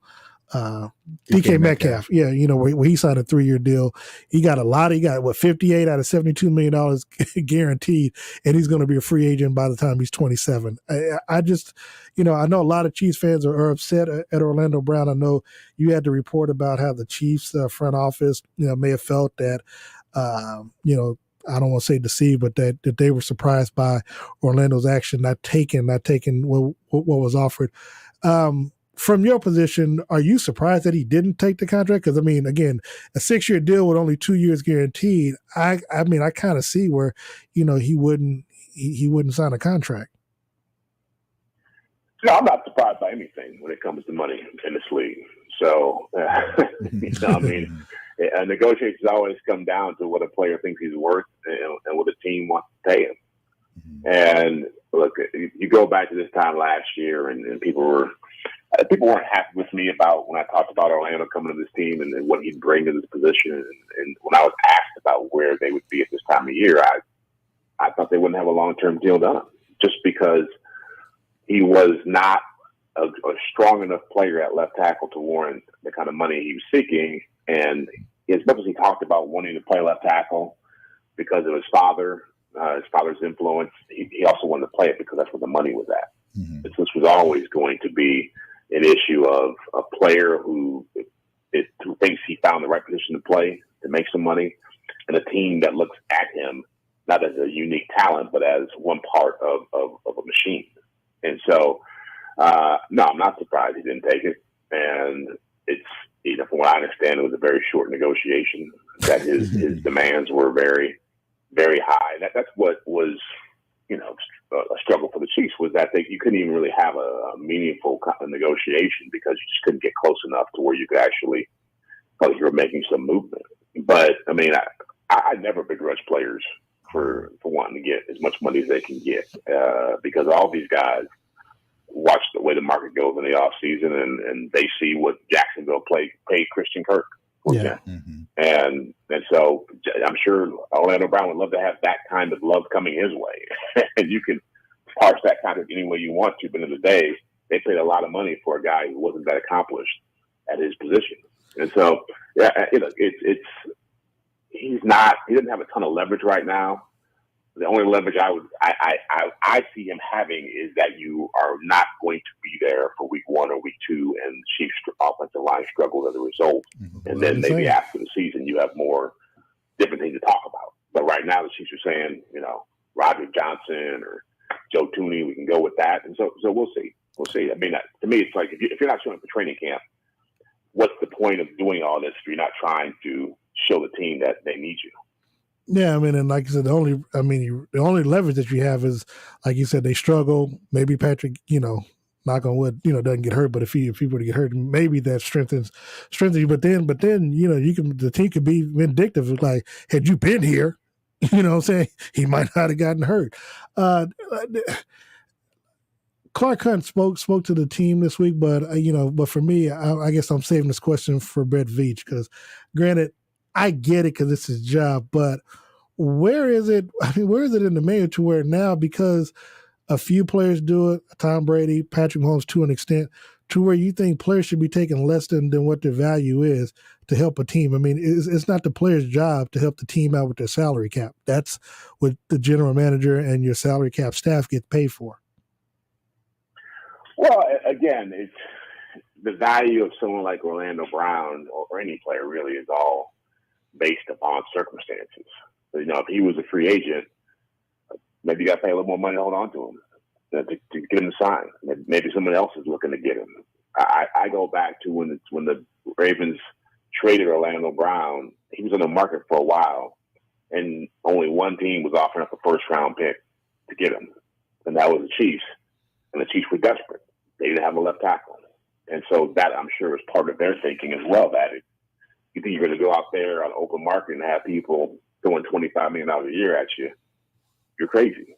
And so I don't think it's much as they are expecting people to just, kowtow to what they want, even though there is a sentiment in this town and every NFL town that why wouldn't you, play for this and this much money's coming your way and you only make this much in your career. Ultimately, Orlando Brown is the one who had to live with the decision. And if he's not the villain in this, and I always say that too, he's a guy who's working and making a living and wants to make as much as he can. That's the American way. But, they try to blame his agent. yeah. But ultimately, it will get figured out. They will. I put some of this on the Chiefs for not being willing to draft a left tackle and develop them, because there are players out there in the NFL right now. I think of when I just saw in Denver, Garrett Bowles, who looked awful when he was a rookie, and now he's a Pro Bowl left tackle. Mm-hmm. There's teams, the Buccaneers won the championship with a second-round pick playing left tackle. Donovan Smith. David Bakhtiari is the fourth-round pick, second highest paid left tackle in the game. Well, I mean, and the Chiefs showed that they can do it because of what they did with Creed Humphrey and Trey Smith. Yeah, exactly. So some of this is just you got desperate, you went and got this guy, and now you're stuck with him, and you don't want to take the chance of having to put somebody who's not as talented or as proven on that position and hope that they can work out for you. So that's sometimes you got to do that.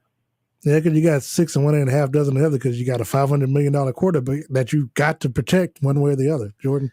Yeah, Jeff. So you spoke about the Chiefs' schedule, the question marks from defensively with the youth movement.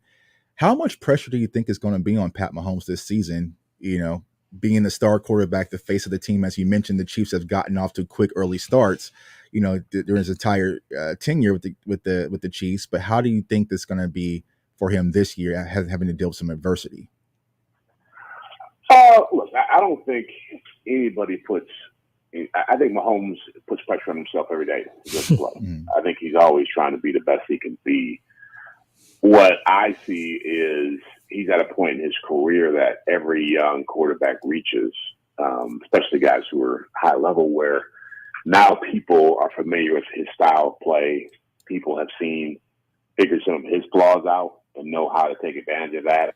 He's still obviously a huge challenge for every defense to play against. But you've seen like what happened in the second half against Cincinnati, or what happened in the first half of the season last year. You've seen him struggle. And so he's at a point now where, because of the money he's making, you don't get to have every star receiver you want to have, and you've got to make people better. And I say it all the time. Like, you look at what Aaron Rodgers was playing with in Green Bay for a long time. He had Devontae Adams, and a bunch of guys. Tom Brady when he was in New England, he had Gronk for a while, and he had Julian Edelman, but a lot of guys like Danny Amendola and Chris Hogan and Philip Dorsett catching passes. Drew Brees had Michael Thomas and a bunch of guys. This is how it goes. Mm-hmm. And so when you get to that level, you're making that kind of money, you got to make the MVSs and the Juju Smith-Schusters and the Sky Moores, you got to make them play above their heads. And so that to me is really the challenge for him. And knowing that you're not going to be able to throw the ball down the field as much as you would like. I mean, what he's going to have to do this year is a lot of dink and dunk, a lot of point guard quarterbacking, distributing the football and the ball coming out on time. Because I know for a fact that that's something that has been a challenge for him where I want to run a play. Okay. I want to run a play, but I also know I can go 50 yards down the field to Tyreek, or I can go 50 yards down the field to McCole, or I can force it to Travis if I have to. And so he's going to have to be on script a lot more than he's been throughout his career.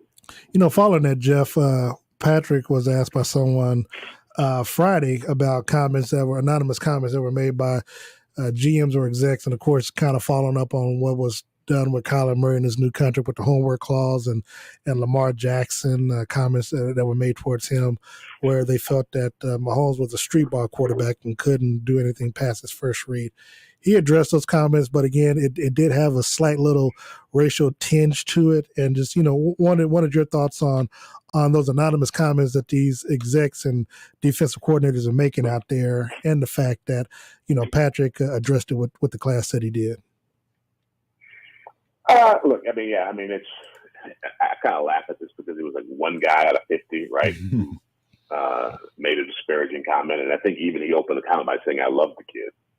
So it wasn't just like he dismissed him completely as a player.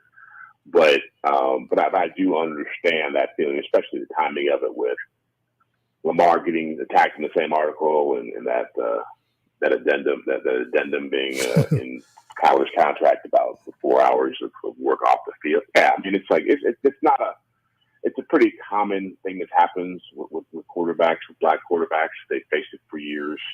I always laugh when people talk about street ball when I watch old 1960s and 70s NFL films and I see Roger Staubach scrambling around or Fran Tarkenton running around for 8 hours and throwing passes down the field. And, Steve Young, like those guys weren't street ballers. They were just great quarterbacks. Yeah. So there is that element to it racially of that people think that when you're a black player doing it, it's more about your athletic ability and less about your acumen for the game, your IQ. The difference between that and hip hop. Right. Yeah, exactly. Yeah, but I will say there is that. I've had coaches say to an extent what that coach had said that you can still fool Patrick, and that goes back to the 2020 season when they almost lost to Atlanta at home towards the end of that year, and it was a bad Atlanta team, and it was like a 14-10 game, and Mahomes didn't play well, and a coach said after that game on that staff that you could fool him, that he doesn't see things as well as people might think, and he's able to make plays, when that doesn't happen, which is a testament to his ability. And we've seen that play out. We saw that play out in last year's AFC Championship game. At the end of the game, where it's just like he just was not seeing things he needed to see.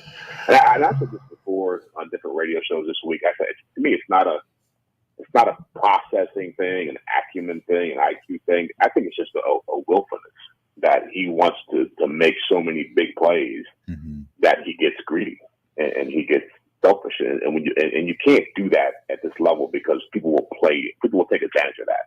If you're somebody who's going to be greedy, okay, be greedy, and we'll force you into making a mistake because you play that way. Yeah, and the biggest thing I've always said with the Chiefs is that sometimes the simplest thing is the right thing. Again, you got an 18-point lead in the AFC second half game. There's no harm in running the damn football, running the clock. Let the clock be your friend. Like, I know you want to put up 42. I know you want to go into the Super Bowl with a 10-point advantage over the Rams or something. But you know what? Getting out of there with a 21-3 win still means that you get to a Super Bowl versus you trying to put up these quarterback fantasy stats or whatever, to make yourself or make Patrick look good. Like sometimes a win is a win is a win and get it any way necessary. Jeff, just taking a trip around the AFC, at least the NFL, so to speak. Deshaun Watson, do you think a decision comes out this week on him, and how many games do you think he gets? And, he could potentially not get any games. And if that's the case, where do you see the Cleveland Browns looking like this season? I'm not certain when the decision will come down. I thought it would have happened by now, so it could be any day. I expect it to happen before the season starts. That's for sure. But this has always been a very complicated situation, and I know people have tried to simplify it, and they've gotten caught up in the numbers of accusations being thrown around, and there's just too many elements of this that are just sketchy and shady, and just from his own behavior to the timing of the allegations to the team's involvement in it. Some of the lawyers, it's just a lot of stuff that is just hard to figure out, and ultimately you're talking about a he said, they said situation, and so I definitely believe he's going to be suspended. I mean, the league has learned from previous situations, specifically Ray Rice, that if you go too light on this stuff, like you're going to have a lot more of a PR nightmare than what you want to deal with. So I think at least 6 games is going to be what he's facing, and I think the Browns have prepared themselves for that. And we'll see what happens after that. But I just feel like if you asked me to take a guess, I would bet that he's faced 2 grand juries. The criminal part of this did not proceed past that. The civil case has now been settled. I think for almost 3 or 4 of them, whatever. Yeah, and 4. So I don't even know how much access the investigators have had to those women now, because once they settle, it's pretty much they're not talking about this stuff anymore. I guarantee you that was part of the agreement. Well, so I just think the amount of information, I don't know if they can go beyond 6 games. Yeah, and I'm just thinking, and we've talked about over the last month or so that with what the NFL presented, which out of they initially were talking about do 12, then it got down to 5, then it became 4, and with the reports that Florio and Jacina Anderson came out with saying that they admitted that there was no force, no coercion, none of that type of stuff, no stuff on Deshaun's part, and then the fact that they was going to be asking for an unprecedented year suspension or indefinite suspension, which again, if you're saying that he didn't do any force or coercion, it's kind of hard to see where you go with that. And then when you admit that they investigated Robert Kraft for stuff that was that they have video footage of, that he didn't get suspended for it, it's kind of hard that when you're asking a federal district judge, again, it'd be different if it was Roger Goodell was the one laying the suspension out, but because you're going with a former federal judge and you're giving her the power to do all this, I'm thinking that she's looking at the facts and everything that's involved and the briefings that they put in there. For me, it's still hard to see where he gets suspended at, but crazy things have happened. So, I think because I just think the league, you talk about wanting a year, that's more about PR, optics. Yeah, that's about we want to show we don't agree with this, and so whatever goes beyond that, they're going to be okay. She decided it, but we wanted a year. Yeah, but the only flip side is that anything other than 0 games, the league or the Players Association, they can appeal. So let's just say she gives them 2 games or 4 games. Well, if the NFL decides to appeal, Roger Goodell has the last word, and he can give him a year anyway. Then then you might look at trying to take that to federal court, but but that's the flip side. So for me, it's either got to be 0 or something to where the NFL is not. Maybe it is 6, maybe it is 8 games where they're not going to worry about appealing it, because I think if it's anything shorter than that, they're going to try to appeal it, and then the league is going to try to, hey, Goodell, blah blah blah. You got the final say so, where he can put a year out and then then let the chips fall where they may. But even if he's let's go 6, 8 games or whatever. Jacoby Brissett, looking at the schedule, they do have a tough first half schedule where I could easily see them going 4-4, 5-3. Deshaun comes back in week 9.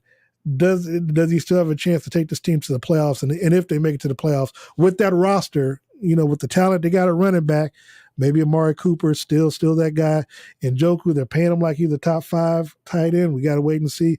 Myles Garrett, I think he was the second or third player in the Defensive Player of the Year award last year. You look at Denzel Ward. Where can this Cleveland Browns team be with Deshaun Watson at the helm before the end of the season? Well, if he was there for a full season, I think we would win the division. I have a lot of respect for him as a player and his ability. And before he got suspended, you ask most NFL evaluators, they would have said he's a top 5 quarterback in this league. Yeah.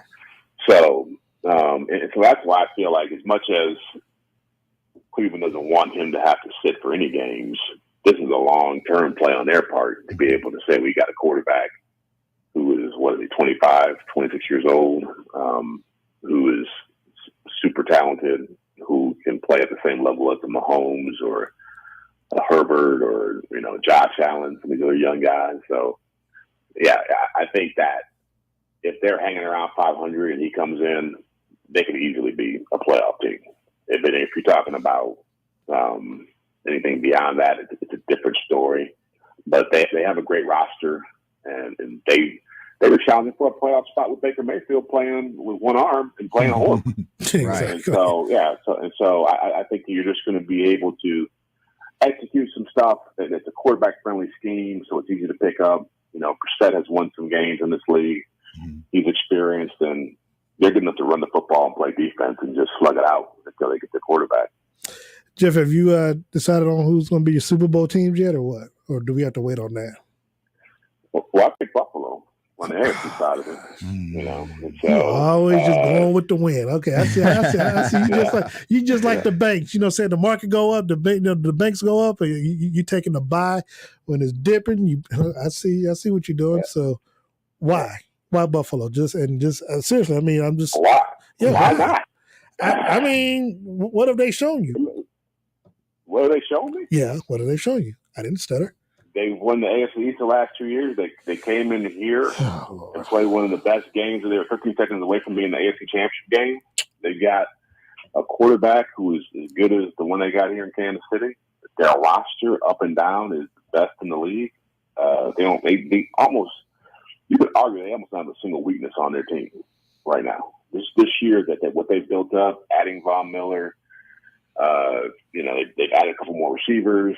I think O.J. Howard is a nice little weapon for them, bringing some depth and some difference, some more athleticism to the tight end position. They get Tre'Davious White back, who I think was a big loss for them when they got in the postseason. And so, yeah, you'd be hard pressed to find anybody who doesn't think Buffalo is on paper the best team in the league. Now, who they play in the NFC, I don't know, but all right. Well, I'll take that. I'll take that bet. Then. So since you got Buffalo, so you got Buffalo winning or just going? Well, did we just make a bet? I think you have to actually offer it up first, right? Okay. Well, we'll both be in Phoenix, so I will. First of all, it's always dinner, and so let's not make it seem like it's it's something new out of the ordinary. But it's dinner. Okay. It's always me eating dinner on your tab. That's what it always is.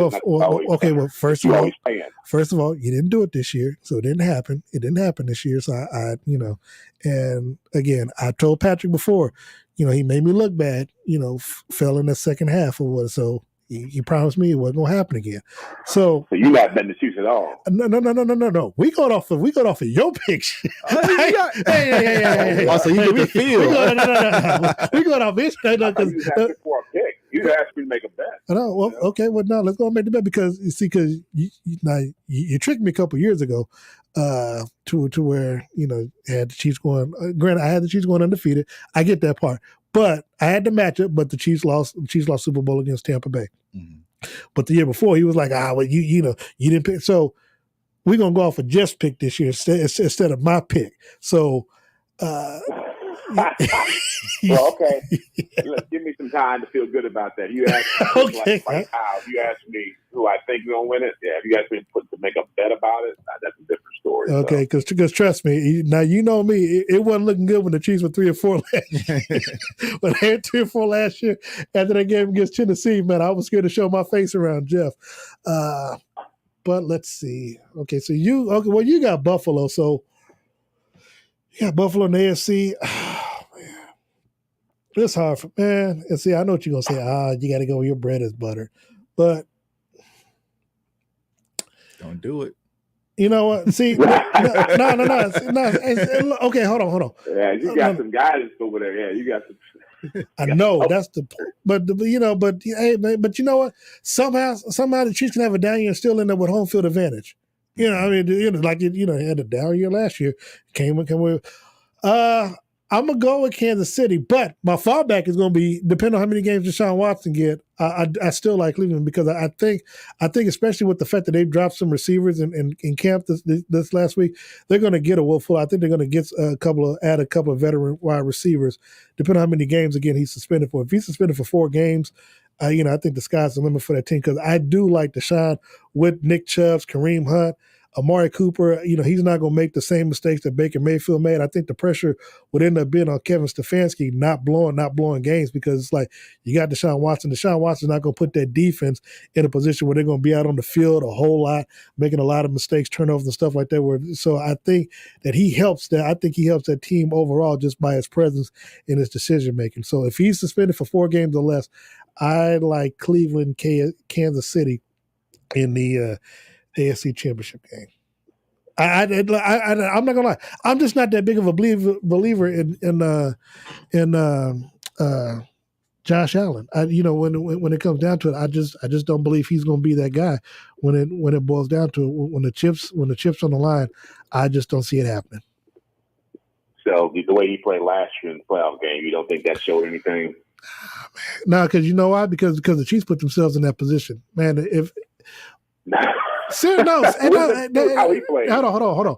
Jeff, we were there. We were in the press box. I mean, there were things because there were certain times where the Chiefs, like, instead of going for it instead of going for the first down, run the football, they decided to throw the ball on 3rd down when it was like 3rd and 1. They decided to pass the ball instead of run the football, extending the play so that way you don't give the team a chance to score or you miss a field goal and I think they end up having a turnover. Trust me, if you go back and watch that game, you will see a lot of question marks in the game that the Chiefs, you're like, really? That's what you did? And then that brought Buffalo back into the ball game. The point you made was that Josh Allen is going to come up short.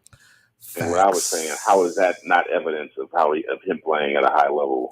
Because the Chiefs opened the door for him to play at a high level. I don't think that they do it this year again. But it doesn't matter if he played at a high level or not. What they did, he did it, right? Whatever, Jeff. Anyway, Jeff, we'll have this conversation again. I was trying to side with Jeff, so I give me a free dinner without you, Darren. That's like saying, Steph Curry got 43, but Boston was letting him take the shots off. If they just blocked the shot, he would have got 43 in Game 4. That don't make sense. But, hey, stop it, Jeff. But Jeff, look, NFL games finally take place beginning this week. You got the Hall of Fame game Thursday night, Jacksonville, Las Vegas. Who wins that game? Who wins the game? Yeah. You asked me who wins the preseason game? Hey, look, man, we have gone what 7 months, 5, 6, 7 months without football, man. It feels good to be able to make a pick for once on a football game. Yeah, I think I'm going to watch it. Yeah, I don't even watch the games, let alone I know, man. To win them. Well, I'm going to watch it because I'm probably going to gamble on it, so that's the only reason why I watch the stuff, man. Yeah. That's what helps. So. I mean, I guess the Raiders. How about that? I think the Raiders to win the game. Oh, well, I don't even know who's going to be on the field at the end of the season. I just need to know. I just need to know: is it going to be over under 32.5 points? Just give me the over, please. Well, I mean, that's like 17-16. No idea. Okay, that's like 17-16. So, all right. Well, look, Jeff, let people know where they can reach out to you on social media and where they can follow you and follow your work, please. They can find me on Twitter. They can at Jeffrey Chadiha. They can find me on Instagram. They can find me at NFL.com. It's a unique name. Just say JEFFRI. It's the only one's going to pop up. You had to put the last name in there. That is true. Jeff, as always, thank you so much. And you are in Indianapolis this week or next week? This coming week. I'll be there on Wednesday. How many years is this for you covering the NFL? I've covered it's the 26th year. Damn. You know what, Jeff? I actually got you beat. This is going to be my 29th year covering the Chiefs. Oh, is that right? Yeah, I started back in You 1993. get paid to do it? Well, I was interning at 103. Well, hell no, it was child labor laws. I don't think you could do it back then. I was 15, what was it? 15 years old covering the Chiefs for 103.3 KPRS under Max Sports Clay. That's when I got my first credentials covering the Chiefs way back then. Been covering them ever since. I didn't realize it until, I think D. Orlando Ledbetter talking about it was his 26th, 28th year. I was like, damn, I've been covering the Chiefs since 93. I was like, damn, I'm going on 30 years next year. I'm old. That's what it means. I know. Father time waits for no man. Jeff, as always, thank you so much, man. I know we'll wrap again soon and you'll talk more stuff, and I'll probably take a bet I shouldn't take against you. So be as a man. Yeah, okay. I know you like that. Well, hey, we'll be back. Take a brief time out. You're listening to The Ship with Darren Smith right here on Sports Radio 810 WHB. This is Peter King of NBC Sports. You're listening to The Ship with Darren Smith on Sports Radio 810 WHB and ESPN Kansas City. Dust off your cooker and fire up the grill for summer. Missing a few items to get your cook started? Well, head over to the Kansas City Barbecue Store, 119th and Strangline in Olathe. You can stock up on all your grilling supplies, name brand cookers, pellets, probes, knives, sauces, rubs, and competition quality meats are always in stock at the Kansas City Barbecue Store. Don't be afraid to go big on the grill this summer. Go see Dan and the team at the Kansas City Barbecue Store today. Hi, Tyler Reed. ReedBuickGMC.com has over 200 Reed-certified pre-owned trucks, SUVs, and cars ready for delivery. The Carfax, up-to-date maintenance details, and market-based pricing are all at your fingertips. Photos, videos, and all the details you need to make a decision on your next vehicle. Visit ReedBuickGMC.com today or call now 800-291-9406 and shop with confidence. Reed Buick GMC is values-driven. Kansas City's hometown sports station, Sports Radio 810 WHB. Guys like Carlos Dunlap, Justin Houston, watched some of their film when I first came in the league. So it's always a pleasure to kind of be around that type of guy. I appreciate the support from our fan base. I love you, KC. It's very encouraging to us to see how many people come out here and support us. Listen to all the live press conferences from Chiefs training camp right here on Sports Radio 810 WHB. Hey, Kansas City, it's Brian Pringle with Victory Ford at the Legends in KCK. High gas prices got you down? Victory Ford has great gas mileage vehicles in stock. If it's a work truck you're looking for, we have you covered there too. New or used, we have the vehicle for you. No matter where you live, we have satisfied customers throughout Kansas City and beyond. So let us help you find your next car, truck, or SUV. At Victory Ford, we keep the golden rule at the forefront of everything we do. Stop by the Legends or online at victoryfordkc.com, where our first price is better than their last. Dear Mainland, aloha. We've been hearing about all this multitasking you're up to. Texting while calling, while emailing. Maybe sometimes you take a little break and do just one thing. Allow me to demonstrate with a big wave from Kona Brewing. Single tasking. One life, right? Mahalo. Single task tonight with a big wave from Kona Brewing. Mahalo for drinking responsibly. Copyright 2021, Kona Brewing Company. What you don't know about your home can cost you. Access to in-depth data is gold when buying or selling your home. With Ownly.com, you get the information the pros use. Real estate investors and agents would rather keep this to themselves. Unlike other real estate websites, Ownly.com delivers much more detailed information about a property. Knowledge is power. Need a home valuation? Get up to 3 with Ownly.com. Go for the gold. Visit Ownly.com. That's Ownlerly.com. Ownly.com. Paid for by Ownerly. Want to attend the WHB 100-year anniversary event? Your first chance is coming up Tuesday from 3:30 to 5:30 at Red Door Grill in Brookside. We'll be giving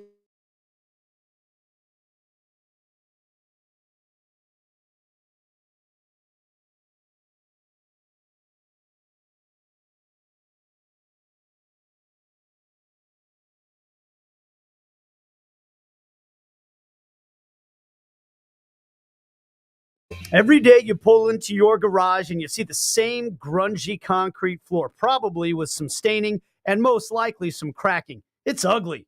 Your garage floor needs an upgrade from E-Tech. They use a process that's 4 times stronger than epoxy and has a 15-year residential warranty. E-Tech has great color combinations as well. I chose KC Sky and mine looks great. Get a free estimate today at etekcustomcoatings.com. Locally owned and operated.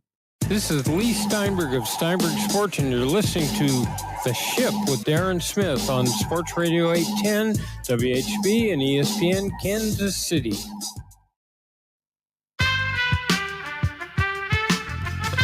Welcome back to The Ship with Darren Smith here on Sports Radio 810 WHB. Thanks once again to Jeff Chadiha. Still joined in studio by the one and only Tuck man himself, Jay Tuck. Tuck, before we get out of here, how did your podcast go last week? I know you did the big Cowboys thing last week. Yeah, it went great. We got a great turnout. Salute to all my brothers who joined in. Grateful insight about the Dallas Cowboys camp coming up, man. So I talked about crashing it, but you called in the next day. I called in the next day. You know what I'm saying? I had a lot of good questions actually because I'm a journalist. I had a lot of good questions, but I thought you did a good job. And like I said, I wanted to make sure that I did because I was going to call in. I was going to come in, but I was like, let my boy do a Shiloh and do his thing, and I know you gonna do another one. So then that way I knew we'd have time to just talk about it in depth as we did. So I'm glad that we did. Yeah. We were talking about it during the break, but I don't know. First of all, I have a warped sense of humor sometimes. Like I was at the George Strait concert last night. Oh, and I know, right? Okay. And I know, right? And you know any George Strait songs, or you just went to just? I was making money. Okay. So I had some people like, and I know they're probably listening, like, oh, you're on 8:10 a.m. and it was like Big D in the morning. So I was like, I don't know if I should really be using that slogan because people can take it in many different ways. You might say pause, and it's like, but I said, but I'll throw that phrase out there one time just because I know y'all gonna be listening. But when you look at some of the memes because we talked about Kyler Murray earlier, what was the funniest? And Blake, you can chime in. What was the funniest one? Because for me, the funniest one I saw Kyler Murray dealing with that homework clause was having his computer or whatever, and a mannequin with the glasses, and while he's in the bed sleep. So I mean, granted, I've never heard of this type of clause before, and I guess it doesn't violate the CBA clause, but was there one that caught your attention, man? Yeah, there was another one that had like a little boy and his mom was like trying to tell him to do his homework on a tablet. He got mad and threw the tablet. And like so I was like, yeah, man. So, but I never heard that clause either. And it's just like it went so public. That's why a lot of people were shocked because it's like, all right, what's really going on in Arizona? Well, and the bad thing is that it made both parties look bad because if you stop thinking about it, it makes Kyler mad because like. You're not doing your homework. You're not doing any studying. And look, trust and believe. Whatever happens after the first game between the Cardinals and the Chiefs, if the Chiefs get the better of them, 35-14 or something like that, not depending on what the over-under is, I hope they make it. But depending on what it is, people going to go back to say, well, how much study did you do, Kyler? How much did you do? How much did you – because, they're only asked for 4 hours out the week. Now, I have a problem with it. To answer what we're talking about off cam, so we will get Hard Knocks on the Cardinals in season. So we'll see. We'll see if he's doing his homework. Oh, God. Hold on. Didn't they also take that back out now? No. They did take it out back. Okay. But the sheer fact that they did they had it in there in the first place. And I tell people it's based off of history because we talked about, I think, right after the Super Bowl where Larry Fitzgerald Sr. Talked about his leadership skills and stuff like that, and there was really no one out there to defend him.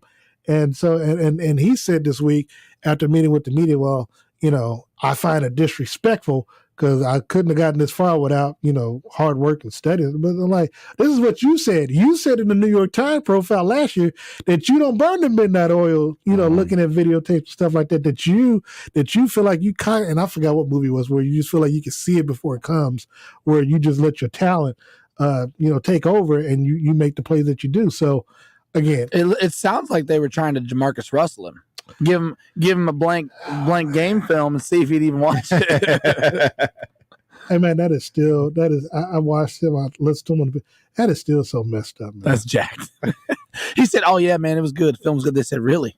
Really? I said the thing like, "Hey, bro, I didn't say you that disc, Jamarcus. So hey, look, American Gangster was on that DVD I sold. So if they didn't give it to you, that's because they fouled up. So man, Oh man, that's bad. That's bad. But shout out to him. Man, look, we just got to watching some highlights of Tyreek Hill. Mm-hmm. He's doing the most out of Miami right now. Yeah, he's showing out. He's showing. And now I will say this: I am happy that they actually caught footage yesterday and they posted it.